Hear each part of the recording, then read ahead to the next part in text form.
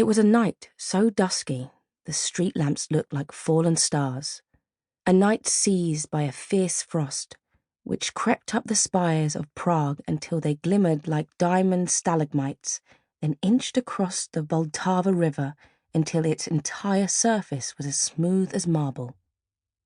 It was a night that would bear a new small life, and, alas, a smidge of death.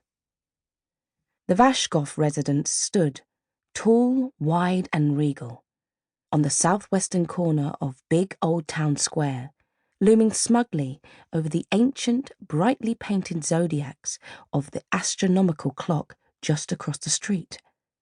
Despite the late hour, all 12 of its ornate windows were aglow, revealing a well-to-do household abuzz with nervous activity. On the ground floor, maids raced between rooms with buckets of water and fresh linen. On the first floor, Karel Vaškov sat in his leather armchair, puffing profusely on a Toscano cigar while the 3 eldest Vaškov children played cards by his feet. On the second floor, 6 younger children were eating a box of Swiss chocolates they'd pilfered.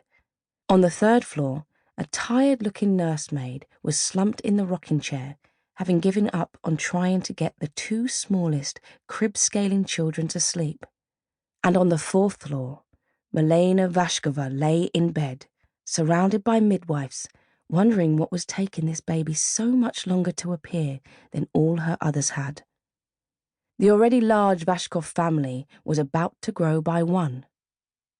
Across the frozen river, another residence stood, narrow, crooked and forlorn, at the bottom of a dark street below the lamp-lit castle.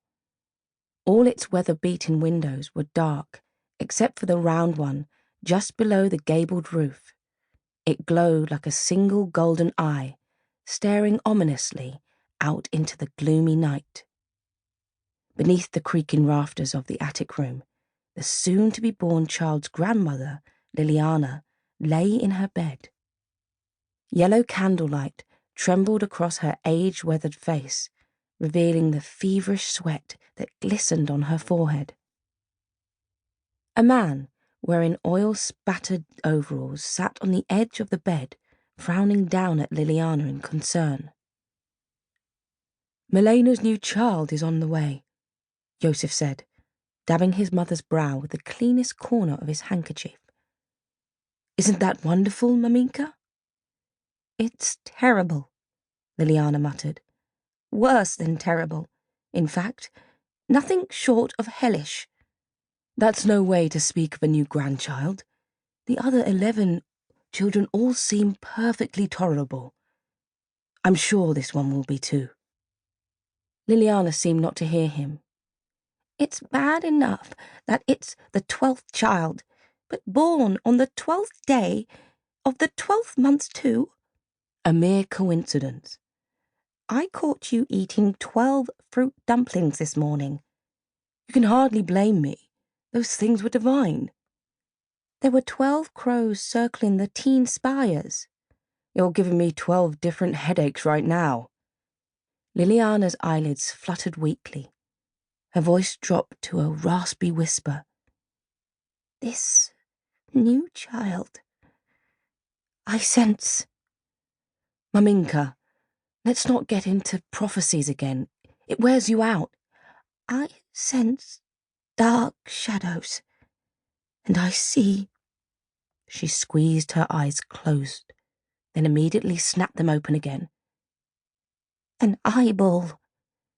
Joseph let out a long sigh. "Just the one."